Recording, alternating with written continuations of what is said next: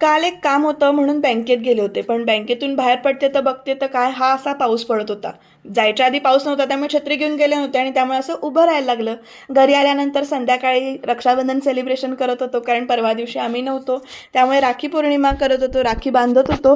तर इथे वीरा त्याच्या दादाला राखी बांधते आणि तिला खूप एक्साइटमेंट वाटत होती बरं का राखी बांधताना, कारण सुरुवातीला औक्षण वगैरे करत होतो त्यावेळेला ती हसत होती आणि नंतर राखी बांधून झाल्यानंतर तिला नमस्कार करायला सांगितलं आणि नमस्कार करून झाल्यानंतर तिला जी काही पुढे कॅडबरी दिसत होती ना ती आधी दे म्हणून तिने आधी गिफ्ट पाहिजे म्हणून कॅडबरी पाहिजे म्हणून हात पुढे केला. त्यामुळे जरा मजा मजा वाटत होती. असं रक्षाबंधन वीराचं सेलिब्रेट केलं.